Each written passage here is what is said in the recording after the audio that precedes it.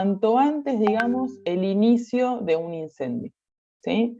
Y para eso tenemos distintas formas. Por un lado tenemos los avisadores manuales y por el otro los detectores automáticos.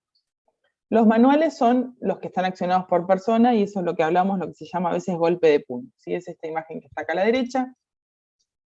Normalmente es un cuadro que tiene como un botón adentro, hay que romper el vidrio y en ese botón se acciona una alarma para poder indicar, digamos, ese inicio de incendio. Requiere que una persona lo accione, ¿sí? Estos normalmente, si ustedes todavía tuvieron la posibilidad de estar en la universidad, y en la Universidad Nacional del Sur en los edificios tienen este tipo de detectores manuales. Y luego tenemos los detectores automáticos, y que se dividen en tres tipos, ¿sí? De temperatura, de llama y de humo, ¿sí? Cuando hablamos de detector de temperatura, lo que hace es un detector térmico sin llama, o sea, cuando hay algún problema de temperatura, es la detección que hace, no necesita que haya llama para tener una detección. Puede ser que reaccione a una temperatura fija, o sea, definirle que dentro de los 68 o 70 grados ya haga sonar una alarma, o por un aumento anormal de temperatura, o sea, que de golpe, por más que no llegue a estos 68 o 70 grados, pero sí hay un aumento instantáneo de temperatura, entonces realiza, digamos, esa alarma, ¿sí? Y de temperatura combinados pueden ser combinados con algún detector de humo, pero para locales de menor acotamiento.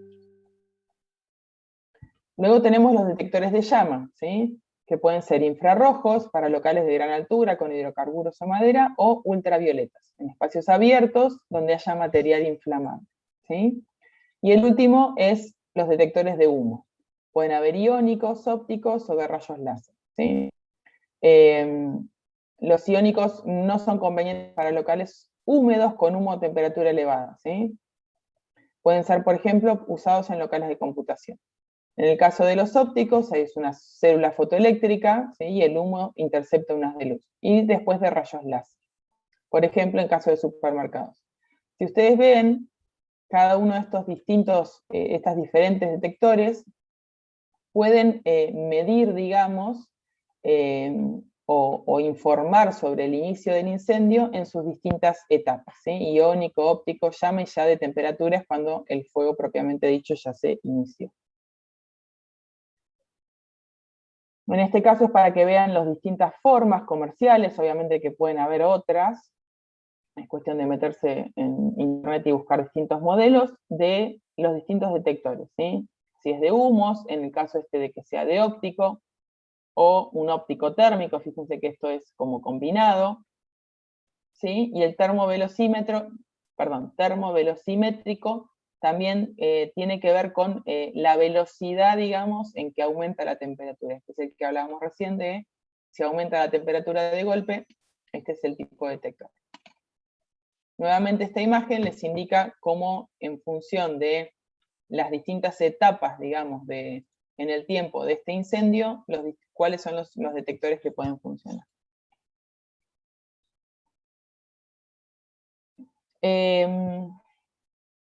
Obviamente que lo que hablamos recién fueron las detecciones, ¿sí? Pero esa detección no sirve de nada si no se avisa a nadie respecto de ese incendio. Entonces, tenemos que considerar que hoy día también se puede conectar a un sistema de monitoreo, ¿sí? Esos distintos detectores. Tenemos algún sensor de humo, sensor térmico o los golpes de puño, los pulsadores manuales, que se van a conectar a un panel inteligente y ese va a comunicarse, por ejemplo, con monitoreo de alarmas o puede tener un llamador directo a la estación de bomberos más cercana. Esto es importante para también lugares, por ejemplo, tenemos que ver que a veces la parte de detección de incendios no es solamente para lugares donde haya habitantes, ¿sí? O sea, donde haya personas que estén morando en ese lugar, sino también para lugares donde hay materiales, ¿sí? Que quizás no haya nadie en el lugar, pero sí es importante evitar que ciertos materiales que son muy ignífugos se prendan fuego. Entonces es importante esta parte de monitoreo, ¿sí? Y control remoto, digamos, de estos sensores. Y acá otras formas de funcionamiento de estos sensores, si se activa en presencia de humo, llama o subida de temperatura, en un lugar de cocina, ¿sí? Cuáles son los distintos elementos que pueden provocar, digamos, esa detección. Hablamos de estos detectores, ¿sí? Pero estos, digamos, este esquema de detectores tiene que componerse dentro del edificio de alguna forma. En este caso es una imagen de la parte de pulsadores manuales que están conectados a un tablero, ¿sí? Este tablero está cerca del lugar de ingreso al edificio, para poder darle información en ese tablero a el equipo de bomberos que esté ingresando. Por ejemplo, va a tener detectores en toda la zona de escalera y están agrupados por zonas, de tal manera que en el momento de ver el tablero cuál es el que se accionó, ¿sí? Con algún plano de evacuación, el personal de bomberos puede identificar cuál es la zona en donde se inició el incendio. En este caso es lo mismo, pero con una instalación automática de aviso de incendio, ¿sí? Otra vez están agrupados por distintos como circuitos. Esos circuitos tienen que ver con un panel en portería o en el lugar de ingreso, digamos, de acceso de los bomberos, y podemos identificar exactamente en qué zona está iniciado el incendio. Acá lo que está indicando es, a veces tenemos bandejas de cables que están o embutidas en el piso, en algún piso técnico, o en cielo raso, ¿sí? Si esos cielos rasos o pisos no tienen buena comunicación con el local en sí, con el ambiente, es probable que los detectores que nosotros ponemos en el ambiente no lleguen a detectar si hay un incendio en esa bandeja de cables. Con lo cual es importante que por ahí, en función de las instalaciones que tengan el edificio, requiera que esos detectores estén metidos, digamos, embebidos, sea dentro del piso o en el piso técnico.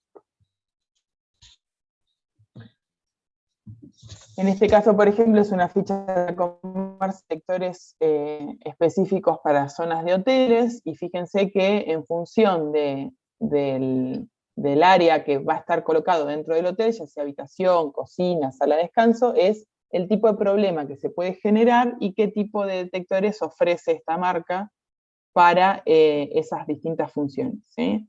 Entonces, en función de cuáles son los peligros que pueden generarse en los distintos ambientes, es el tipo de detector que debemos colocar.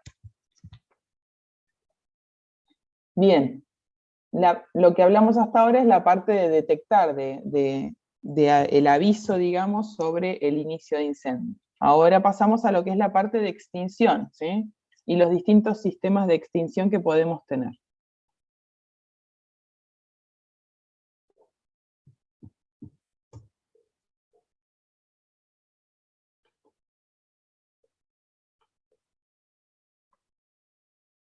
Bien. Tenemos entonces portátiles, fijos u otros elementos extintores. Cuando hablamos de portátiles son los matafos, ¿sí? Los que todo el mundo conoce, ¿sí? Es algo de accionamiento y transporte manual, se pueden colocar en distintos lugares, no requieren una instalación adicional más que algún soporte, ¿sí? Pero obviamente los extintores tienen que renovarse, depende del extintor, pero una vez por año o cuando lo indique, digamos, el que fabrica y mantiene los extintores, ¿sí? Y luego tenemos los fijos, que en definitiva es la instalación que se hace dentro del edificio del proyecto que estamos viendo. Esos fijos pueden ser con cañerías, con espuma, con agua, en fin, en función del tipo de peligro que vamos a tener y qué necesidad de extinción es requerida. Y después otros elementos extintores como arena o frazadas de amianto. En algún momento ahora vienen extintores manuales más específicos para cada tipo de fuego, pero por ejemplo en los garages, cuando eran incendios de determinadas grasas o aceites, no se puede extinguir con agua, sino que se tenía algún balde de arena para poder realizar la extinción de ese tipo de incendios. Estos son algunos ejemplos de los rociadores dentro de las instalaciones fijas que pueden existir, ¿sí? Rociador de ampolleta, ¿sí? Este que está acá abajo, y acá es uno con uno con deflectores, ¿sí? En este caso la presión de agua que está acá, por acá abajo, al momento de accionarse, la presión de agua hace que se abra, ¿sí? Esta unión de pares que está acá y que largue, digamos, el agua a través del deflector que tiene acá arriba. Este es un sistema de rociadores en tubería húmeda. Fíjense que esto va a estar instalado, digamos, en la parte del cielo raso, ¿sí? Donde vamos a tener una cañería de suministro de agua, va a haber una válvula para cierre o apertura, tiene algún tipo de alarma, puede estar conectado a un sistema de sensores automáticos, ¿sí? O algún sistema manual que lo accione directamente, ¿sí? Y en la parte superior van a estar todos los rociadores automáticos. En este caso, por ejemplo, está analizado, no se ve muy bien la imagen, pero es como si fuera un palier de un edificio, ¿sí? Y donde tenemos distintas variantes que se pueden dar en un palier. Por ejemplo, vamos a tener la entrada de agua, ¿sí? Que suministra agua a los rociadores que están en la parte superior. Se puede agregar a este sistema de rociadores una derivación de esta cañería de suministro de agua, ¿sí? Que esté conectado a una manguera, ¿sí? Entonces, si por ejemplo el rociador no funciona o no es suficiente, o están los rociadores en una zona de departamentos, pero en la parte de los lugares comunes no hay rociadores, tiene como adicional poder accionar la manguera que está conectada, digamos, a la conexión de agua de los rociadores. Y también un hidrante, ¿sí? Si, por ejemplo, esta conexión no tiene la zona de rociadores, ¿sí? Y solamente tiene el hidrante y la manguera, bueno, el hidrante tendrá una conexión específica para poder colocar esta manguera y utilizarla en esa zona, ¿sí? Son distintas variantes que se pueden plantear en un palier, digamos, de un edificio. Acá más en detalle la parte de la manguera, la toma de impulsión que debe tener esta zona del hidrante, tiene que ser como una válvula de este tipo, ¿sí? Donde con esta válvula se acciona luego de haberse conectado a la manguera es de un diámetro de 63, y es importante que las mangueras estén enrolladas adecuadamente para que sea fácil abrirlas al momento del siniestro, puede ser en forma de circular o en forma plegada, ¿sí?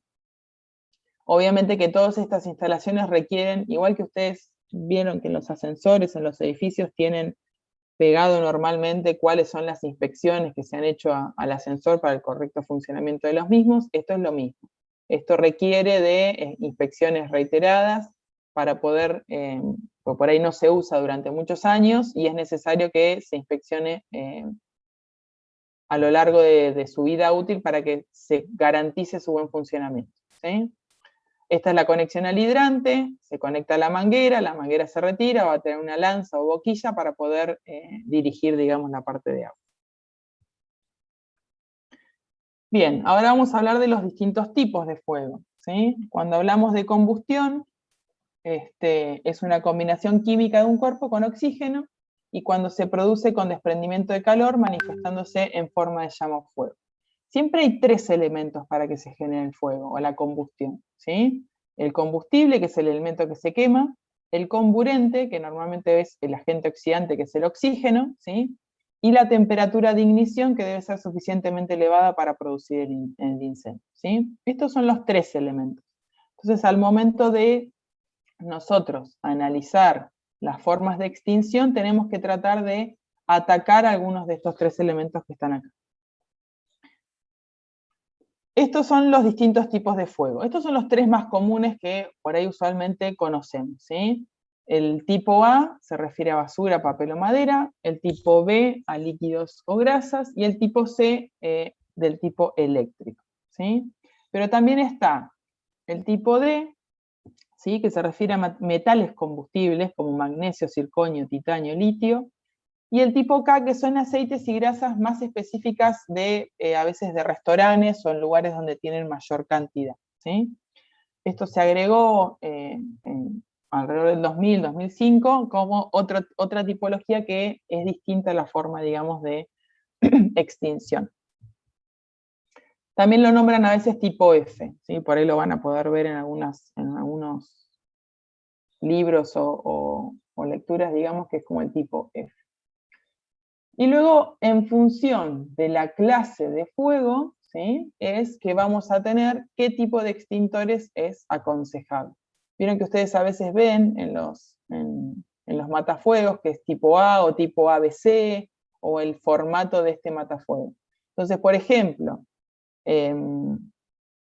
si nosotros tenemos un metal que está incendiándose, o un equipo eléctrico, por ejemplo, no se puede extinguir con agua, ¿sí? Porque el agua es conductor de electricidad y no sería conveniente. Entonces, estos diferentes clases de fuego van a tener formas distintas de extinguir, ¿sí? O sea, cuando nosotros tenemos un lugar que es el peligro de incendio, tiene que ver con instalaciones eléctricas, por ejemplo, alguna zona donde haya transformadores de algún lugar de computación o oficinas donde hay muchas computadoras, y bueno, no va a ser un sistema de extinción por rociadores de agua, ¿sí? Va a ser diferente el elemento que va a extinguir esa zona, ¿sí? Entonces, esto es importante considerar en función de la actividad, digamos, del lugar. Otro resumen respecto de el tipo de fuego, qué tipo de extintor es recomendado. Si es agua con algún espumígeno, acá vimos, por ejemplo, espumígeno AFFF, anhídrido carbónico, o polvo químico, o acetato de potasio. Hay distintos elementos, digamos, que son los que se usan para extinguir según la clase de fuego que puede surgir. Bien. Otro tema importante a considerar cuando hablamos de la extinción es cuál es el uso, ¿sí?, que va a tener ese proyecto, ¿sí? Para determinar las condiciones de extinción a aplicar, tenemos que considerar esa actividad predominante, ¿sí?, que va a tener la vivienda o el proyecto, o el edificio, ¿sí? Y qué probabilidad tenemos de que ese fuego se desarrolle, según las actividades que van a realizarse, ¿sí? Nuevamente, en nuestro país, toda la parte de extinción está más reglamentada cuando hablamos de habilitaciones comerciales, ¿sí?, o habilitaciones en edificios públicos, sean clubes deportivos, restaurantes, edificios de oficinas. Acá van viendo, fíjense, los distintos elementos. Obviamente que las viviendas residenciales también requieren, pero no está reglamentado hoy día acá con respecto a viviendas familiares. Sí es importante que ustedes en sus proyectos sugieran también para viviendas familiares, o ya sea la instalación de extintores, un sistema de extinción general, o sí una sugerencia de ubicación de los matafuegos portátiles dentro de la vivienda.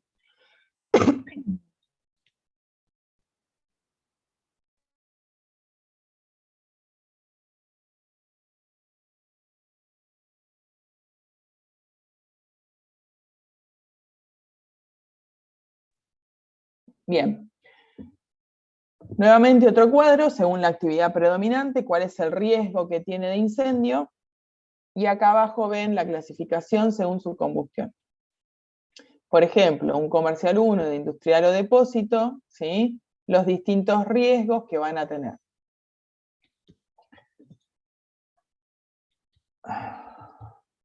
Y acá hay dos cuadros, uno que habla de condiciones específicas de construcción, y el siguiente es condiciones específicas de extinción, ¿sí? El de extinción lo tienen en la teoría que está en el PDF, el de construcción, este cuadro no está así específico, pero esto está en el código de edificación, ¿sí? Si ustedes se fijan en el código de edificación de Bahía Blanca, en el artículo 2.1, van a ver las distintas prevenciones que tienen que tener y cuáles son qué detalle tiene, digamos, este C1, C2, C3, C4, ¿sí? ¿Qué es lo que indica este cuadro? Por ejemplo, para un local comercial, si cumple las condiciones C1 y C8, entonces su riesgo de incendio es 2. Si cumple C1, C7 y C3, o sea, esas condiciones que ustedes pueden después leer en el código de edificación, Entonces el riesgo de incendio es 3, ¿sí? Y así sucesivamente para los distintos usos de los locales y las distintas condiciones específicas de construcción, ¿sí? Lo mismo para condiciones específicas de extinción, qué tipo de riesgo va a tener cada uno de estos locales, ¿sí? Y en función de estos riesgos que nosotros consideramos tanto de construcción como de extinción, podemos definir cuáles son los tipos de matafuegos que se deberían aplicar en los distintos lugares, ¿sí? Estas son todas consideraciones que se deben cumplir para poder después obtener las habilitaciones comerciales. Son condiciones orientativas, obviamente que después esto puede llevarse a verificación por la parte de bomberos y pueden haber modificaciones en estas sugerencias. Bien, luego tenemos la parte de medios de escape, ¿sí? Es importante analizar las cajas de escalera como elemento de medios de escape, ¿sí? Evitando la parte de las zonas de los ascensores. Por eso también cuando hacemos los proyectos de las escaleras, ustedes lo vieron en Construcciones 1, que es importante en función de la cantidad de habitantes que va a tener ese edificio, esa edificación, cuántas personas al mismo tiempo van a estar en ese lugar, que sean esos lugares de escape suficientes para poder evacuar a todas las personas que están en el lugar. La apagación normalmente las formas donde hay algún tipo de tubo, el incendio tiende a irse a lugares, digamos, sectorizados, por eso es importante a veces que las cajas de escaleras sean, después lo vamos a ver un poco más en lo que es el tema de ventilación mecánica, ¿sí? Qué tipo de características tiene que tener esa caja de escalera para poder ser un lugar seguro de evacuación y que no sea la zona donde el fuego tenga tendencia a ir, digamos, para propagarse. Bien. Así como la parte de la escalera, los medios de escape tienen que tener un ancho suficiente para poder garantizar que todas las personas y los habitantes puedan evacuar por ese lugar, ¿sí? Esos anchos van a ser relación del factor de ocupación según la actividad del local, ¿sí? Los metros cuadrados por persona, el número total de personas a ser evacuadas y el área del piso evacuado, ¿sí? Esto indica un poco cuál sería el ancho libre que nosotros tenemos que dejar, ¿sí? ¿Esto qué significa? Que ese lugar de medio de escape no puede ocuparse en ningún momento por ningún tipo de elemento fijo o movible, ¿sí? No puede estar ocupado ni por mesas, ni por muebles, ni por absolutamente nada. Y en lo posible también tiene que estar indicado en el piso, ¿sí? Cuál es esa zona de escape. En las industrias hoy día, por ejemplo, cuando tienen que hacer las verificaciones de la ISO 9000, estos son temas importantes que estén bien identificados las zonas de evacuación y de escape de las distintas superficies y locales. Bien. Otro tema importante dentro de la extinción de incendios es la instalación de agua, ¿sí? Ustedes ya vieron algo de la parte de tanque de servicio, digamos, para incendio en instalaciones 1. Si recuerdan, ¿sí? Teníamos poder hacer un tanque adicional para la parte de provisión de incendios. Una opción es hacer suministro de agua en forma directa. ¿Qué significa? Que si tenemos un sistema de rociadores o de manguera o en alguna parte de algún hidrante, bueno, decir que esté directamente instalado a la provisión de red. Obviamente que con esto significa que tenemos un suministro ilimitado de agua, o sea, la cantidad de agua no se va a cortar porque es ilimitado. Pero la contrapartida es que la presión no necesariamente va a ser la suficiente al momento en que tengamos que utilizar ese suministro de agua. La segunda opción es mediante un tanque de almacenamiento. Este tanque puede ser único o mixto, ¿sí?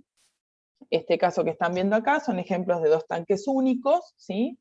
Y la variación es que puede ser alimentado directamente. Fíjense que la subida de alimentación de agua alimenta por un lado al tanque de incendio y por el otro lado al tanque de servicio domiciliario, ¿sí?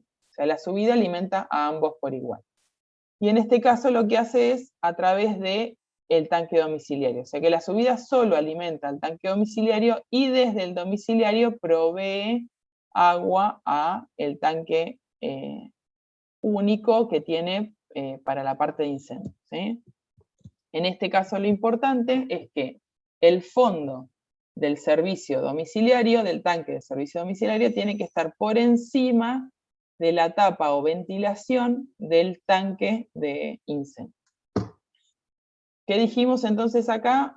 Único o mixto, ¿sí? Estos son tanques de servicio único, ¿sí? Significa que son exclusivos para la parte de incendio, y después tenemos el caso de un tanque mixto, es decir, el mismo tanque va a tener la reserva tanto para el uso domiciliario como la reserva de incendio. Como ventaja es un único tanque que hay que proveer con la ubicación única, ¿sí? Como desventaja, obviamente que esto, el peso en sí para la estructura va a ser el mismo, porque tanto en este caso como en el otro, la cantidad de agua que vamos a necesitar colocar es la misma. Pero, en este caso, se va a hacer mucho más importante en la instalación, ¿sí? O sea que la estructura de este tanque probablemente sea más costosa que en los dos tanques individuales. ¿Qué particularidad tenemos que tener? Es que, fíjense, acá tenemos la bajada, digamos, de incendio, ¿sí? Que está por debajo, digamos, de los tanques. La conexión de la salida de la parte domiciliaria, fíjense que tiene como una subida y que está hasta la altura, digamos, de la reserva de incendio. ¿Cómo va a funcionar esto? Acá tenemos la alimentación de agua que era en la parte superior, ¿sí? Esto es instalaciones 1.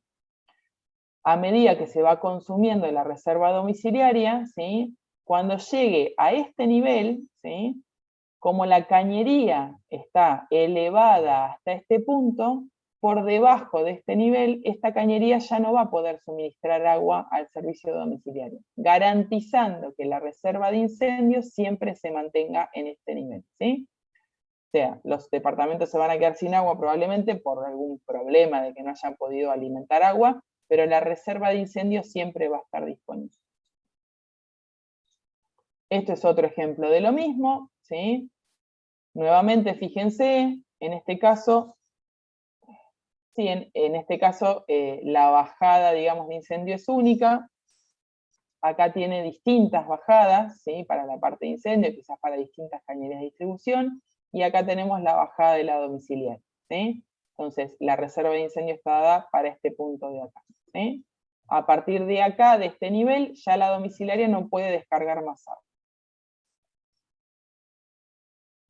En este caso, se observa el corte completo del edificio. Si recuerdan de instalaciones 1, teníamos un tanque de bombeo en la parte inferior, en este caso está graficado por debajo del nivel de piso, ¿sí? Ese tanque de bombeo o cisterna lo que hace es absorbe, contiene el agua, digamos, que después va a bombear a la parte de tanque de almacenamiento superior. Y el tanque de almacenamiento tiene dos descargas. Una por encima del nivel de el límite de la carga para incendio, ¿sí? Que es la parte de la domiciliaria, las distintas llaves de paso, y luego la parte que está conectada a las distintas bocas de incendio, ¿sí? O los hidrantes que van a tener en cada uno de los palieres de los distintos pisos.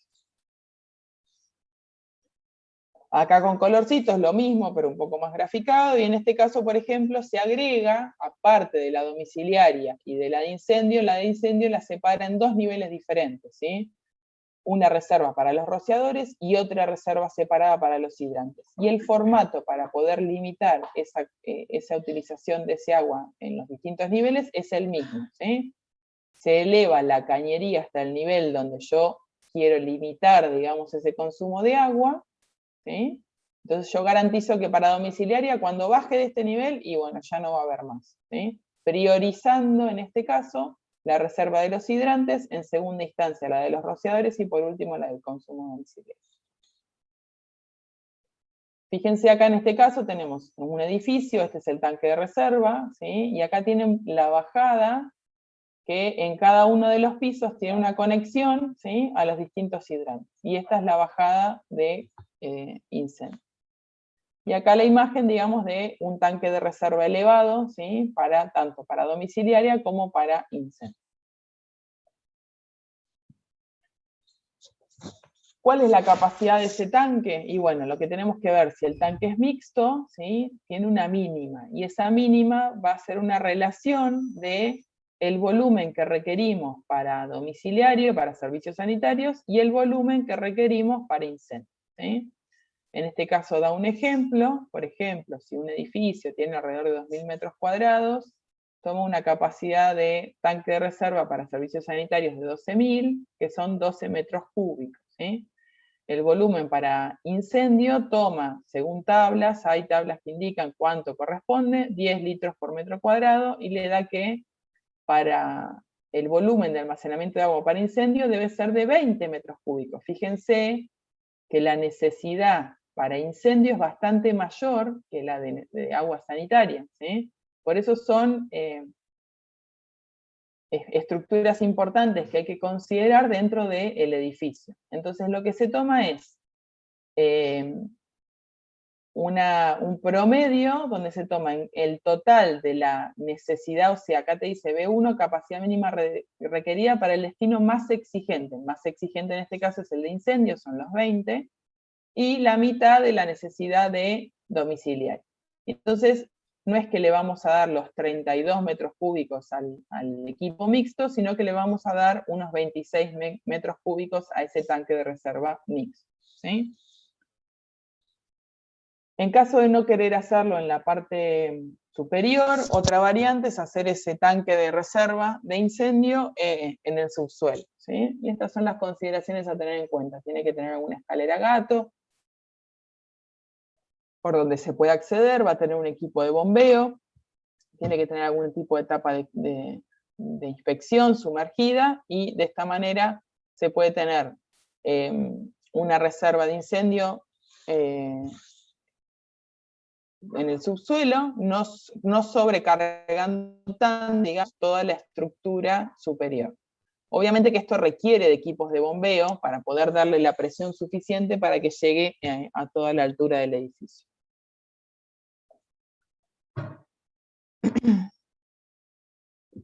Por último tenemos la parte de tanque hidroneumático. ¿Qué es esto? Esto es una variante donde garantizamos que ese agua ya tiene la presión mínima sin necesidad de darle la altura, digamos, que tenemos si hacemos el tanque de reserva superior o si tenemos que necesitar equipos de bombeo en la parte inferior, ¿sí? Son tanques que trabajan a presión, el aire se comprime cambiando su volumen y el agua no cambia su volumen con la presión. Entonces siempre tienen presión de agua, ¿sí?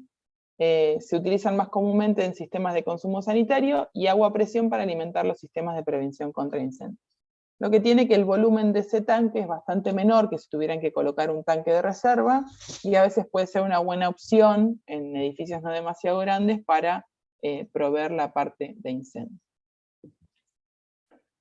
Acá hay un esquema de cómo es la instalación, tienen presóstatos para poder medir el nivel de presión que tiene para cortar, digamos, el suministro de agua, ¿sí?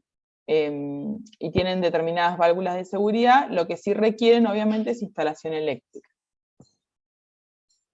Este es un esquema, cómo está, esto es lo que les pide, el plano que pide a veces bomberos, donde se ubica, digamos, en planta baja, es en la parte donde puede accionar, donde puede ingresar bomberos en la primera parte, ¿sí? Y acá tenemos un equipo presurizado o hidroneumático, digamos, de instalación de agua que va a proveer a las distintas bocas de impulsión, ¿sí?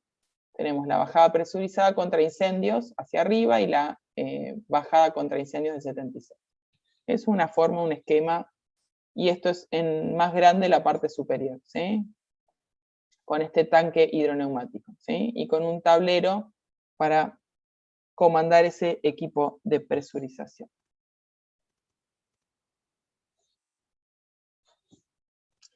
Bueno, chicos, lo que es contraincendio es todo por hoy, no hay mucho más que esto. Ya les digo, les agregué una parte de los distintos detectores que por ahí no estaba tanto en la teoría, pero pero después tienen todo el resto lo tienen ahí en la teoría como para leer y consultar. ¿Alguna consulta sobre este tema?